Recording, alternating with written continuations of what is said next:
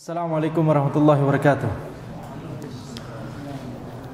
Innal hamdalillah nahmaduhu wa nasta'inuhu wa nastaghfiruh wa na'udzu billahi min shururi anfusina wa min sayyiati a'malina may yahdihillahu fala mudhillalah wa may yudlil fala hadiyalah.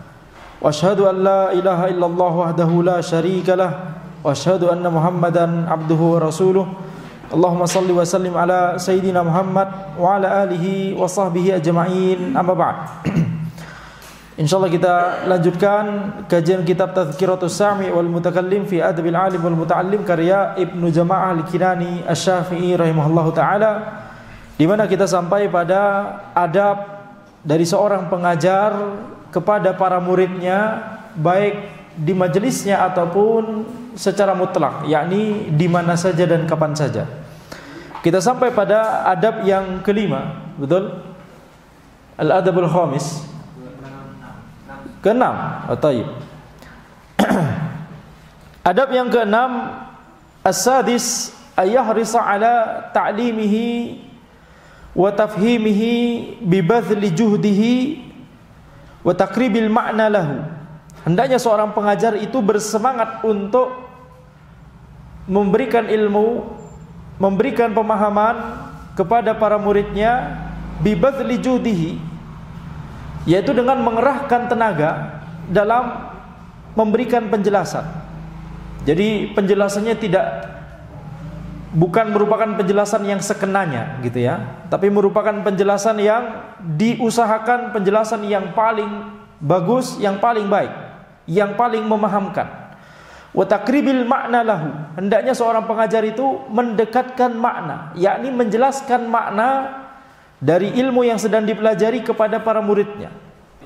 Min ghairi iktsarin la yahtamilhu dhihnuhu, tanpa panjang lebar yang itu tidak bisa ya dipikul oleh pikiran dari seorang penuntut ilmu, apalagi penuntut ilmu pemula. Jadi penjelasannya itu tidak boleh terlalu bertele-tele atau panjang lebar.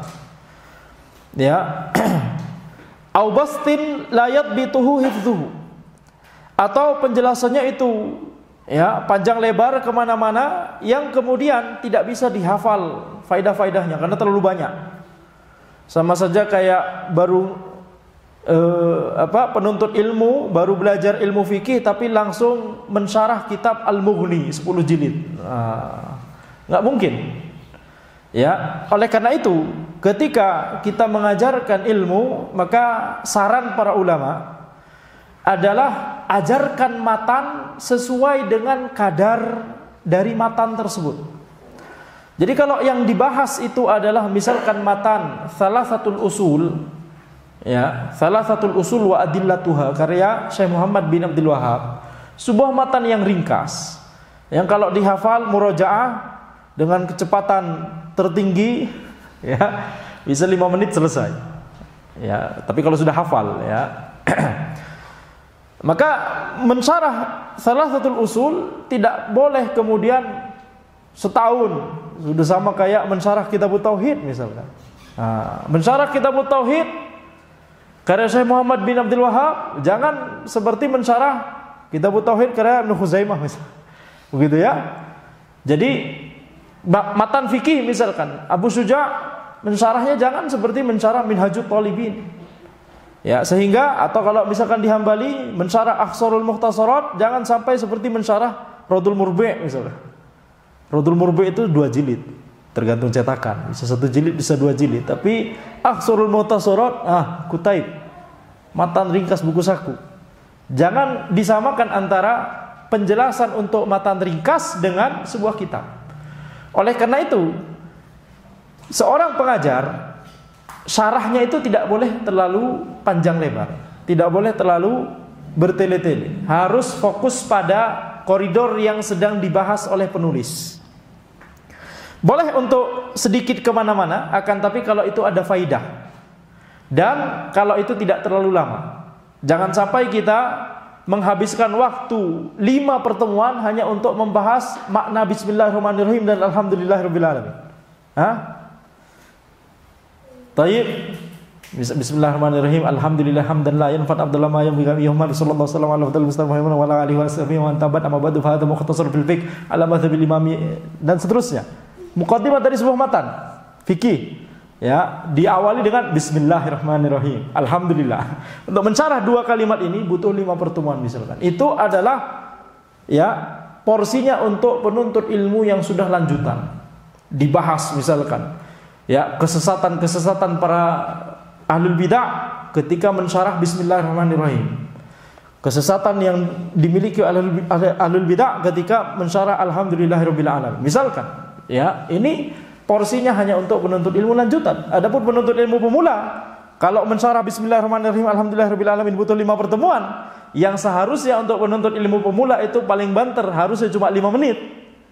Maka ini namanya membuat bosan penuntut ilmu pemula dan membuat kesan bahwa ilmu itu berat, membuat kesan bahwa ilmu itu tidak bisa dikuasai kecuali orang yang memiliki karomah.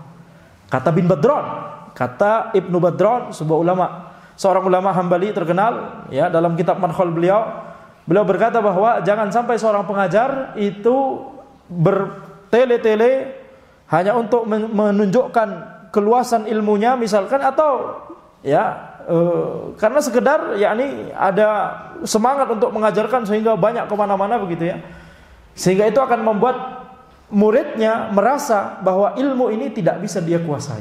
Ini bukan ilmu buat saya ini. Ini tidak boleh seperti ini. Tayyib. Wa yuwaddihu li mutawaqqifi dhihni al-ibarah. Hendaknya seorang pengajar itu menjelaskan kepada orang-orang yang disifati dengan mutawaqqifudz dzihn. Apa maksudnya? Pikirannya berhenti. Apa maksudnya? Enggak nyandak. Enggak paham dengan makna kalimat yang sedang diajarkan. Dalam bahasa Arab ini penulisnya menyebutkan dengan elegan, ya, mutawaqqifudz dzihn. Ya, yakni orang yang mungkin tidak paham dengan suatu kalimat tersebut di sebuah kitab yang sedang diajarkan. Hendaknya seorang pengajar menjelaskan apa yang dimaksud dengan ibarah atau lafaz tersebut. Wa yahtasibu i'adata syarhi lahu wa takrarahu. Dan hendaknya seorang pengajar itu, ya, memprediksi atau mengantisipasi untuk mengulangi syarah, untuk mengulangi penjelasan, mengulangi, ya, pemaparan yang baru saja disampaikan atau bahkan disampaikan di pertemuan-pertemuan sebelumnya. Ini harus diantisipasi oleh seorang pengajar. Ini normal. Kalau misalkan ada sebagian murid yang masih membutuhkan penjelasan, maka khalas, dijelaskan. Wa yabda'u bitaswiril masail. Dan hendaknya seorang pengajar itu memulai dengan taswirul masail. Taib, sebelum lanjut. Jadi ini, ya, memberikan isyarat kepada kita bahwa seorang pengajar itu harus tahan untuk mengulang-ulang materi. Materi ini misalkan yang sedang diajarkan itu sudah dipelajari 12 tahun yang lalu misalkan. Sekarang masih dibahas lagi. Kemudian misalkan matan ringkas Al-Qawaidul Arba, dalam 1 tahun bisa 10 kali membahas Al-Qawaidul Arba, tapi tidak bosan-bosan. Makanya merupakan aib dan merupakan ujian kepada penuntut ilmu kalau disuruh sama gurunya untuk ngajarin nahwu 1 angkatan pertama, kemudian angkatan kedua, aduh, masa anak harus ngajar nahwu lagi? Ini perlu digebuk. Santri seperti ini. Ini berarti, ya, antum gimana mau berdakwah, mengajarkan kebaikan kalau misalkan cuma seperti itu aja, bosan. Para ulama itu mensyarah Al-Qawaidul Arba bisa 10 kali setahun. Kitab Tauhid bisa 2 kali, tergantung, bisa 3 kali. Ya. Maka apalagi kalau dalam bentuk daurah, bisa cepat itu bahas suatu matan. Jadi ini harus kita pahami bahwa seorang pengajar itu harus tahan, harus sabar dalam menjelaskan ilmu, walaupun itu harus berulang-ulang. Kenapa? Karena keduanya sama-sama ilmu, baik dijelaskan pertama atau dijelaskan kedua atau bahkan ketiga, keempat, sama-sama ilmu. Selama itu dibutuhkan, khalas. Tentunya memang supaya, ya, ini diantara saran juga para ulama, kalau misalkan mau menjelaskan akidah, kalau misalkan untuk supaya mengantisipasi supaya bosan ini tidak ada bagi pengajar, maka cari matan-matan yang selevel. Misalkan, ya, ingin mengajarkan akidah dasar pakai matan A, di gelombang berikutnya atau di semester berikutnya atau di tahun berikutnya pakai matan B yang levelnya sama tapi ya berbeda begitu ya matannya. Nah, ini diantara strategi ya untuk mengatasi rasa bosan tersebut. Nah, rasa bosan manusiawi tapi harus ditahan dan dilawan. Wa yabda'u bi taswiril masail. Dan seorang pengajar hendaknya memulai dengan menyebutkan taswirul masail. Ini sebuah istilah yang harus antum ketahui. Taswirul masail. Apa itu taswirul masail? Penggambaran masalah. Masalah tersebut ya kondisinya seperti apa? Bagaimana kondisinya? Duduk perkaranya bagaimana? Misalkan gitu ya. Apa yang dimaksud dengan duduk tawarruk? Apa yang dimaksud dengan ya duduk iftirosh? Nah, ketika kita membayangkan, nah itu yang dimaksud dengan membayangkan, begitu ya. Taib. Demikian pula misalkan contoh taswirul masail adalah yakni dalam rangka untuk menghilangkan salah paham atau salah konsep tentang suatu materi misalkan. Misalkan bagi ulama, bagi orang-orang yang taklid kepada ulama yang berpendapat bahwa kunut subuh itu disyaratkan setiap waktu di sholat subuh misalkan. Dalam masalah ini khilaf.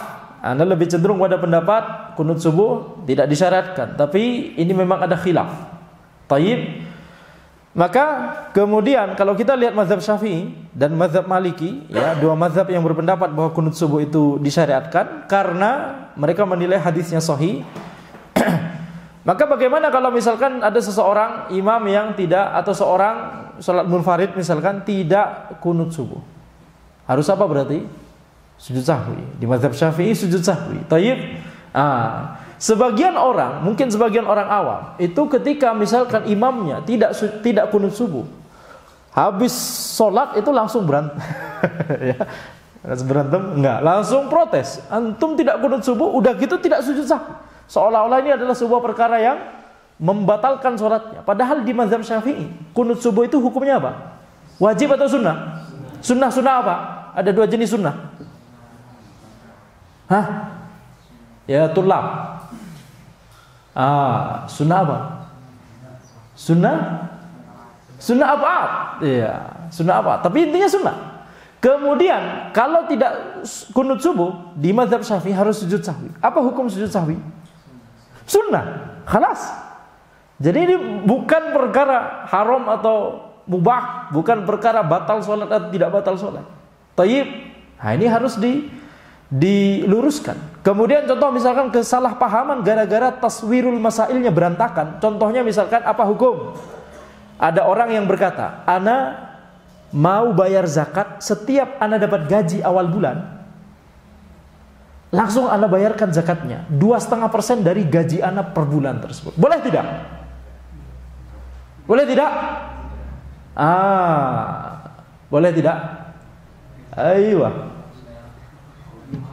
Aywa. Boleh dengan syarat. Boleh dengan syarat. Pertama, ya ini cuma contoh saja ya, supaya benar-benar jelas pentingnya masalah taswirul masail. Jadi ini diantara contoh ana menyelisih kaidah yang sedang kita baca. Dalam rangka ada faidah yang penting, yaitu sedikit memperlebar bahasan ya, kita menuju bahasan yang lain, malah jadi majelis fikih ini jadinya ya. Kalau zakat tadi dikiaskan dengan zakat pertanian, maka ini kias ma'al farik, dan ini merupakan kesalahan. Taib. Kalau yang disebut zakat profesi, yang itu kemudian dikiaskan dengan zakat pertanian. Kenapa kok bisa dikiaskan dengan zakat pertanian? Setiap kita sudah panen langsung dibayarkan zakatnya saat itu juga, betul?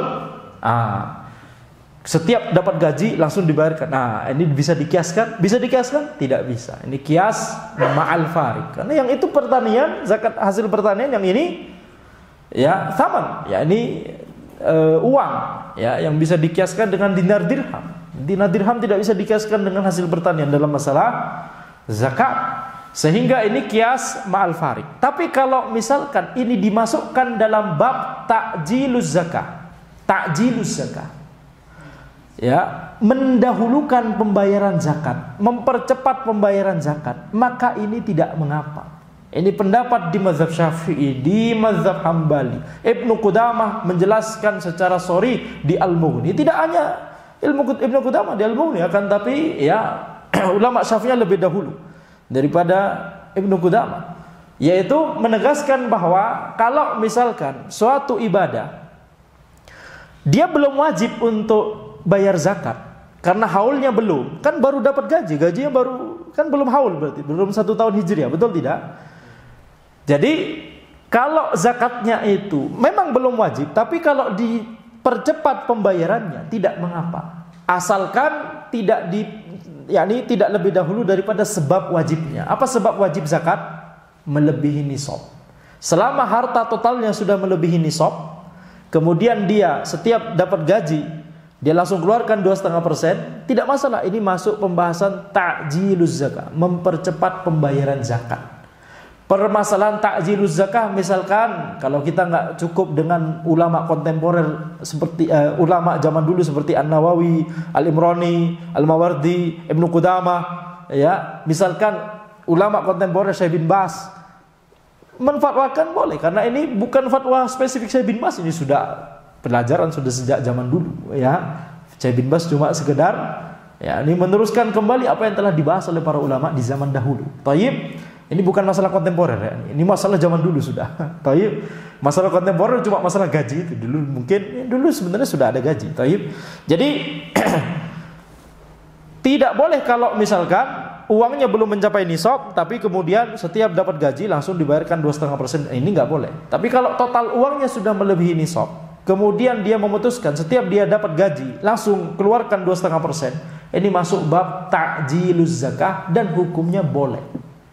Ya, tapi nanti setelah 1 haul, setelah 1 tahun hijriah, antum harus mengkalkulasi kembali total uang anda berapa selama ini, ya.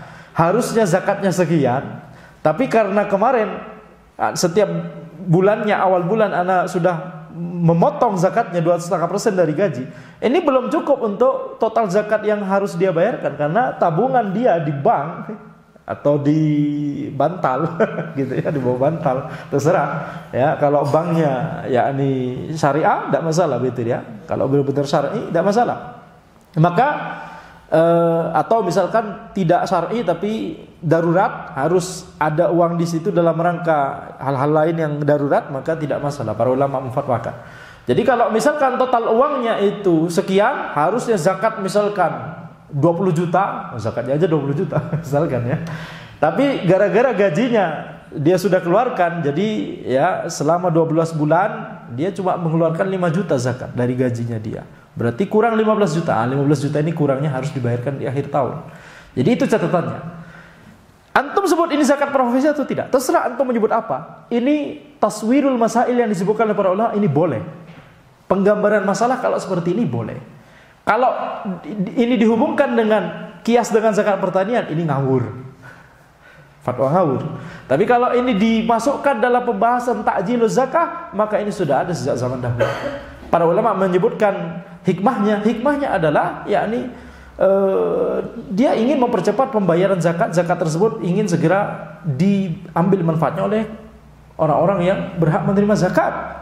Tapi kalau misalkan ada pertanyaan, bagaimana kalau misalkan ternyata di tengah tahun ternyata hartanya turun di bawah nisab, ya, tapi dia sudah keburu memotong zakat di tiap awal bulan misalkan, khalas, itu berarti dia sudah teranggap yakni melakukan amal baik yang besar sekali, dan itu teranggap amalan pahala, yakni amalan zakat.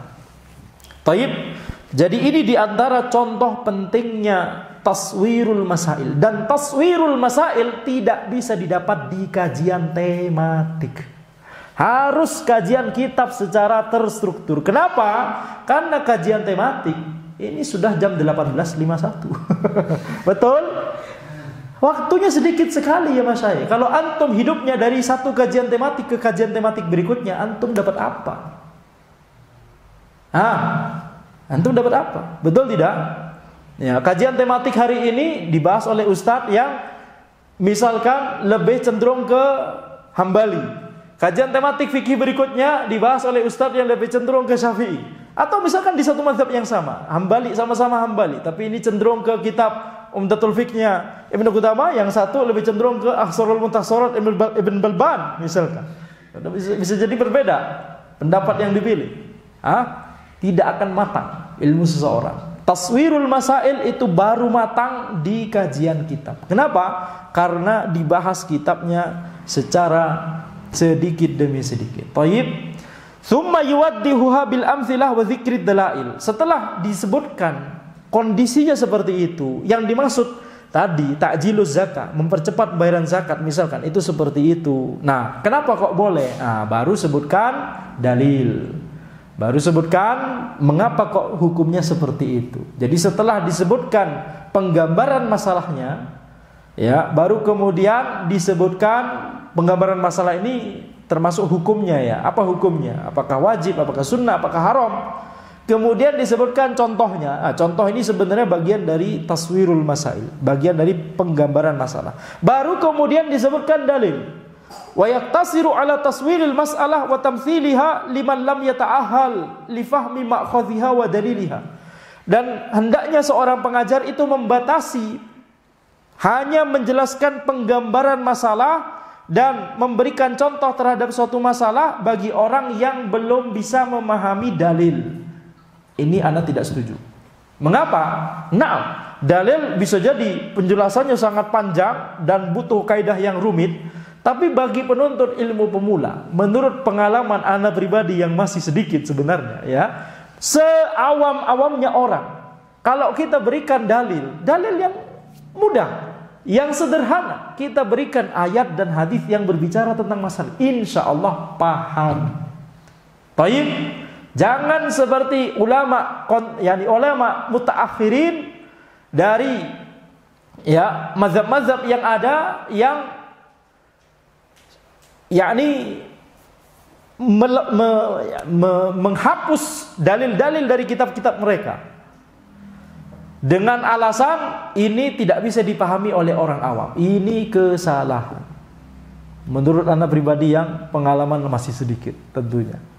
Tetapi yang benar adalah tetap sebutkan dalil, walaupun itu dalil yang paling sederhana dari dalam masalah itu. Khalas, misalkan untuk memahami dalil ini butuh kaidah al-amr yufidul wujub illa idza yujad sarifun fa humila ala sunnah atau ala al-mubah atau kadza misalkan kaidah-kaidah banyak di usul fikih misalkan, itu enggak perlu dijelaskan. Khalas, sebutkan saja ayatnya apa, hadisnya apa, sederhana. Para ulama menjelaskan, memahami ayat dan memahami hadis, kalau kita bisa sederhanakan, orang awam itu bisa dengan mudah memahaminya, insyaallah. Dan ini faidahnya adalah memberikan ta'zimud dalil kepada orang awam, kepada murid-murid, kepada jamaah, kepada masyarakat. Menumbuhkan pengagungan terhadap dalil, pemuliaan terhadap dalil.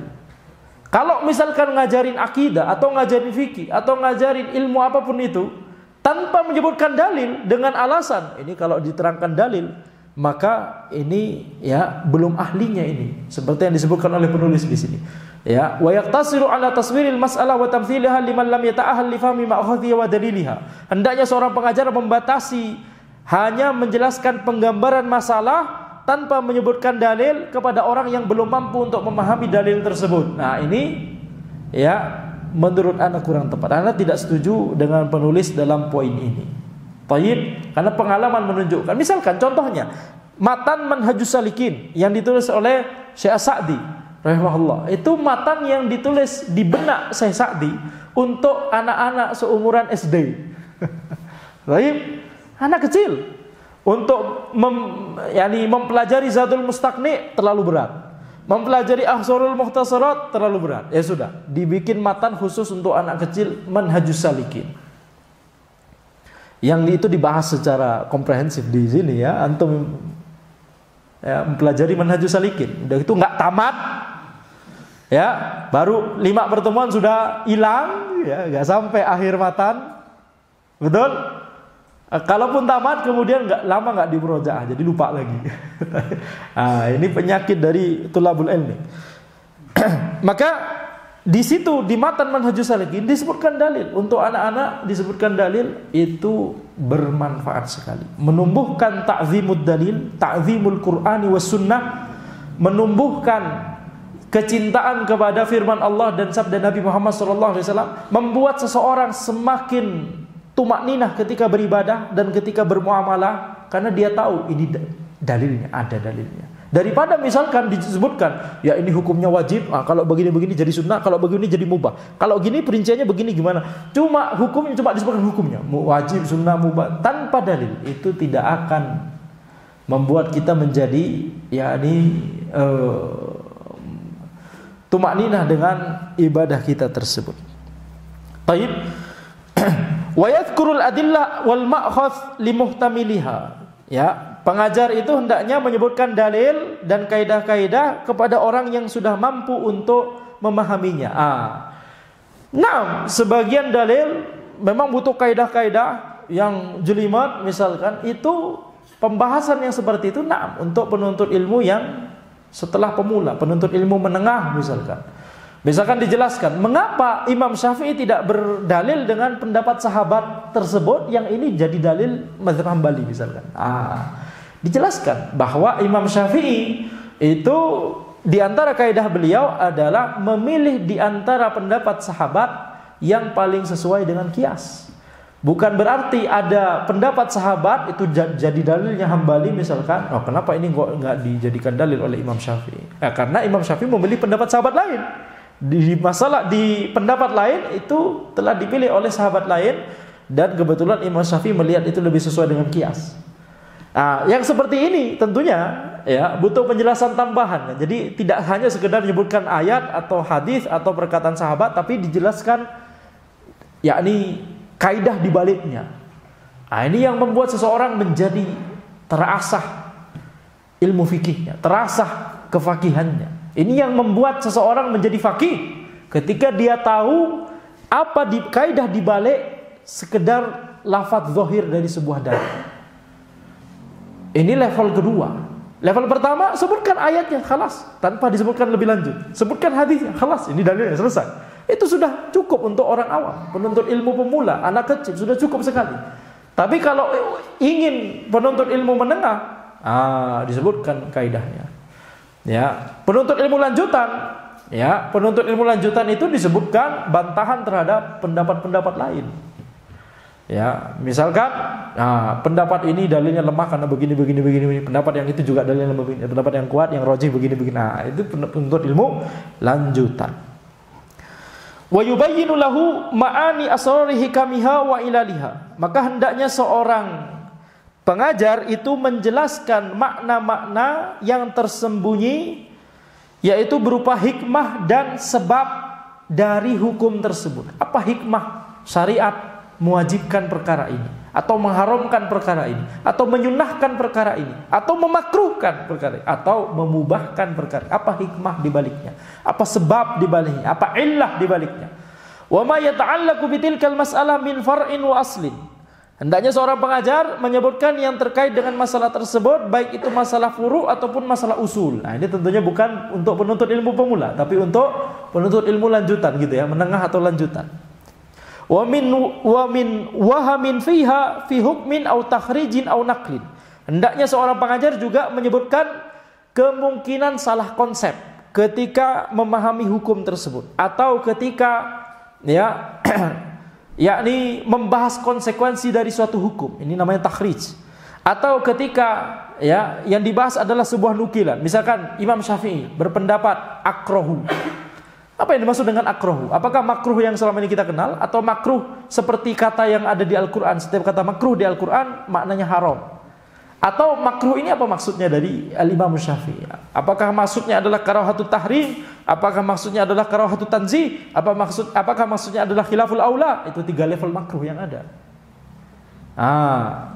Jadi ketika membahas perkataan Imam Syafi'i, nukilan dari Imam Syafi'i kita bahas. Ketika kita membahas nukilan misalkan dari Ibnu Qudamah Hambali, kita bahas juga. Apakah yang dimaksud oleh Ibnu Qudamah benar-benar seperti yang kita bahas, seperti yang kita bayangkan? Itu yang dimaksud gitu ya. Jadi kemungkinan salah konsep, kemungkinan salah paham itu hendaknya dijelaskan juga oleh seorang pengajar. Ya jangan sampai pengajarnya sendiri yang salah paham. Tapi bisa jadi, ya tentunya itu tetap bisa saja terjadi. Akan tapi harusnya minimal ya kalau bagi seorang yang memang sudah mungkin dan sudah bisa menjadi pengajar. Bi ibaratin hasanatil ada ba'idatin an tangkisi ahadin minal ulama. Semua ini dijelaskan oleh seorang pengajar dengan lafaz-lafaz yang bagus, disampaikan dengan bagus, yang jauh dari merendahkan salah satu dari ulama. Ya, jauh dari perendahan kepada para ulama. Kalau itu memang adalah ulama yang wajib untuk kita jaga kehormatannya. Tapi kalau misalkan ulama tersebut adalah ulama ulama ahlul bidah, maka syariat ini telah mensyariatkan juga amar ma'ruf nahi mungkar. Juga mensyariatkan ya tahdzir, ya juga mensyariatkan peringatan kepada kaum muslimin dari kesesatan seseorang yang memang sesat begitu ya. Nah, itu tidak masuk dalam perkataan ini.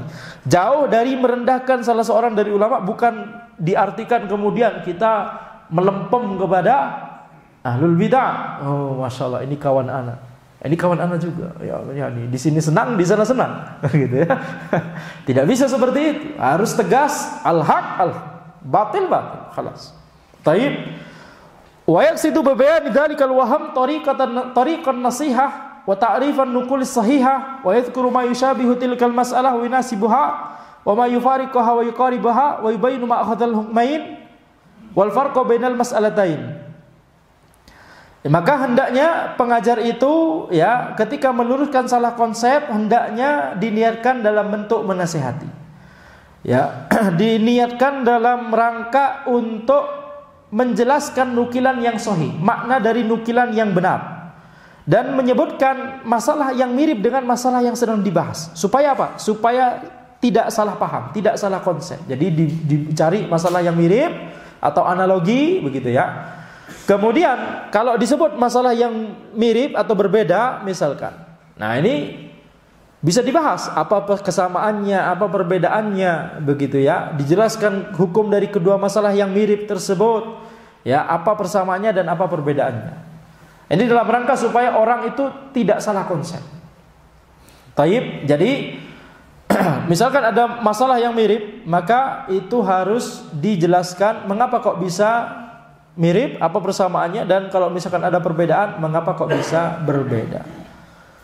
Ini contohnya banyak, dan ini di ilmu fikih, ini bahkan dijadikan satu bidang tersendiri oleh para ulama, oleh para fuqaha, namanya ilmul furuq. Mati ke qaf. Ya enggak mati sebenarnya, ilmul furuqi ya. Tapi kalau di waqaf jadi qaf ya, ilmul furuq, bukan furu', bukan ain. Ilmul furuq yaitu ilmu yang membahas perbedaan dari dua masalah yang mirip, penggambaran masalahnya mirip, tapi kok hukumnya berbeda. Contoh kitab yang terkenal dalam bidang ilmu ini, misalkan contohnya kitabnya Al-Juwaini misalkan. Ya. Banyak dalam ilmu fikih memang ulama Syafi'iyah yang terdepan ya, banyak dalam ilmu, walaupun tidak semua. Karena memang yakni itu diantara keistimewaan mazhab Syafi'i, tapi di fase-fase berikutnya itu bisa jadi disaingi oleh mazhab lain, terutama Hambali. Tayyib. Maka ini adalah yang bisa kita sampaikan dalam pertemuan kita kali ini. Silakan kalau ada pertanyaan.